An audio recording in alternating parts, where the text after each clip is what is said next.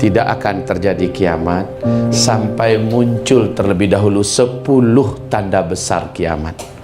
10 tanda besar kiamat. Dan 10 tanda besar kiamat ini harazatun manzumatun fi silk, seperti 10 butir-butiran marjan, yang satu butir dengan butir yang lain, di tengah butiran marjan itu ada ruangan kosong yang dapat dimasukkan tali. Lalu antar satu butir dengan butir yang lain terhubung oleh tali tersebut. Di bagian bawahnya dikasih simpul, sehingga butir-butir itu tertahan oleh simpul ini. Mirip dengan butir-butiran tasbih. Ya. Ada berapa? 10 butiran. Iyuqta'u silkun, ketika simpul tadi dipotong, diputus, apa yang terjadi, Bu? Meluncur enggak butiran pertama? Bagaimana nasib butiran kedua? Menyusul pakai waktu lama atau cepat? Nggak pakai lama. Shup, keluar yang pertama, langsung yang kedua. Shup, shup, shup, shup, shup, shup, shup, shup, menyusul semuanya. Jadi nggak pakai lama. Kalau yang pertama sudah keluar, yang kedua menyusul, yang ketiga, keempat, kelima. Bukan 1000 tahun, bukan 100 tahun, bukan 10 tahun. Jaraknya sangat rapat dan dekat. 10 tanda besar kiamat ini, Bapak Ibu yang kami muliakan, 1, 2, 3, 4-nya ini terjadi pada fase kita. Ya, 4 yang pertama terjadi pada fase kita. Fase yang tanda besar kiamat yang pertama. Tanda besar kiamat yang kedua langsung menyusul setelah itu. 2. Tanda besar kiamat yang ketiga, awas, dari ini kemari, dari tanda besar kiamat pertama ke kedua, paling lama hanya 3 tahun jaraknya, Pak. Terjadi tanda besar kiamat yang kedua. Dari tanda besar kiamat yang kedua ke ketiga, jaraknya hanya 1 tahun, 2 bulan, 2 minggu. Ya. Dari tanda besar kiamat yang ketiga ke keempat, tanda besar kiamat yang keempat, ini sekaligus menjadi penutup fase yang keempat, ya.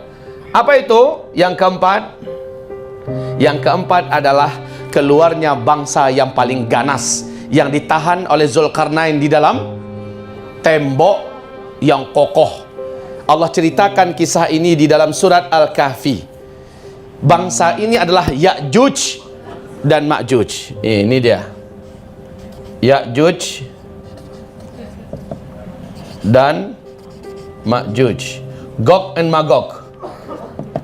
Baik, kaum muslimin yang kami muliakan, tanda besar kiamat yang keempat habis dengan cara Allah habisi mereka dengan caranya. Oke, yang pertama apa? Dukhan. Yang pertama adalah dukhan. Yang kedua, Dajjal. Yang ketiga, Isa alaihi salam turun dari langit. Yang keempat, Ya'juj dan Ma'juj. Yang kelima di sini. Yang kelima di sini. Ini tanda besar kiamat yang kelima, yaitu matahari terbit dari sebelah barat. Saya singkat saja dengan MTB. Matahari terbit dari sebelah barat. Kemudian yang keenam adalah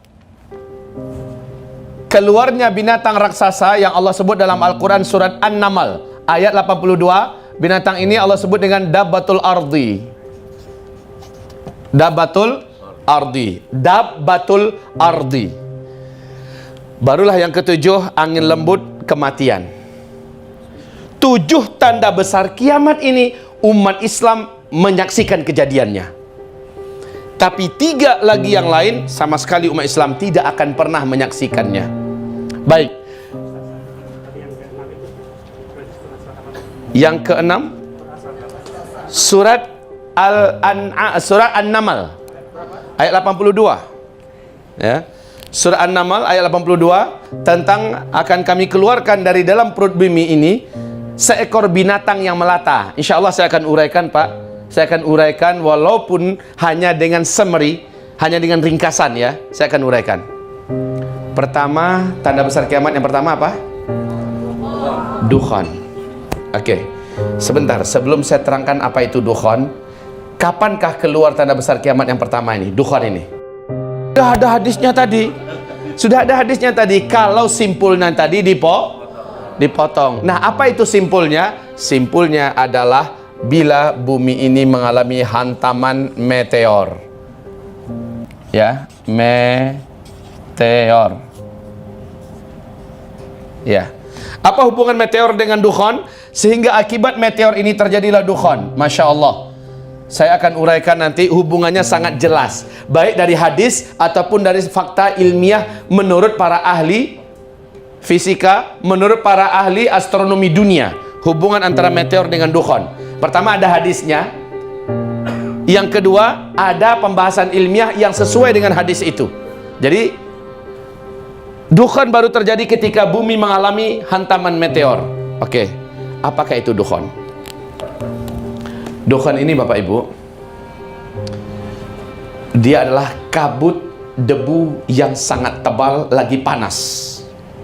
Ini dukhan, kabut debu yang sangat tebal lagi panas. Debu ini saking tebalnya, kata Rasulullah, kamu sampai-sampai tidak bisa melihat adanya matahari selama 40 hari 40 malam. Jangankan matahari, telapak tanganmu saja kamu letakkan di depan mukamu seperti ini, kamu mencoba melihatnya, tidak bisa melihat adanya telapak tangan di depan kita. Saking tebalnya kabut debu itu.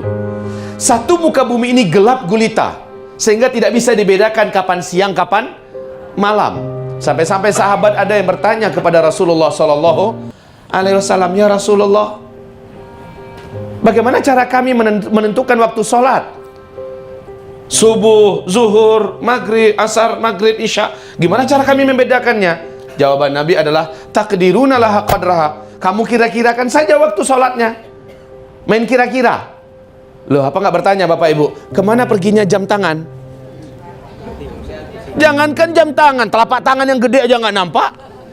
Satu, yang kedua, satu lagi, mati ya. Belum apa-apa udah ketakutan duluan. Biasa kalau saya menguraikan akhir zaman ini, kadang listriknya yang mati, kayak mereka aja udah cemas mendengarnya.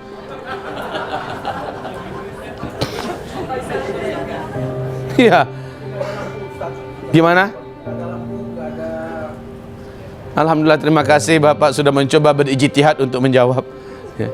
Mungkin nggak ada lampu semacamnya, itu sudah pasti Pak. Karena ternyata sejak meteor ini jatuh, dari sejak meteor Pak, perhatikan ini, sejak meteor sampai tembus kemari, sampai kemari, sampai kita serentak wafat di muka bumi ini, semua teknologi yang hari ini kita nikmati sudah nggak ada. Siap-siap hidup ke zaman di mana tidak ada lagi teknologi satupun yang melayani kita. Padahal bangkainya masih ada. Bangkainya masih ada. Bola lampunya masih ada, kabel-kabelnya masih ada, handphonenya masih ada, televisi, laptop, infokusnya masih ada, mobil, pesawatnya, bangkainya semua masih ada. Cuma tidak bisa lagi dipakai. Why? Kenapa? Because karena ada pengaruh daripada makhluk yang datang dari langit ini, meteor. Dan ini dijelaskan oleh Rasulullah Sallallahu Alaihi Wasallam tentang apa yang terjadi pasca meteor. Taib. Sekali lagi kembali kepada dukhan. Apa tadi dukhan? Kabut debu yang teramat sangat tebal. Awas, dia bukan hanya tebal, tapi panas. Kabut debu ini bersatu dengan asap yang beracun dan juga sangat panas. Asap ini sumbernya dari mana? Bapak Ibu, ketika meteor menembus lapisan atmosfer bumi kita, dia terbakar nggak? Lalu menimbulkan asap yang sangat tebal tidak? Nah, asap ini Bapak Ibu, ketika hujan meteor, bukan hanya satu meteor, dalam jumlah yang banyak, maka asap tersebut bersatu dengan dukhan. Akibatnya, dukhan saja sudah panas dan tebal. Itu saja sudah cukup menyiksa manusia hidup yang ada di bumi, makhluk hidup yang ada di bumi.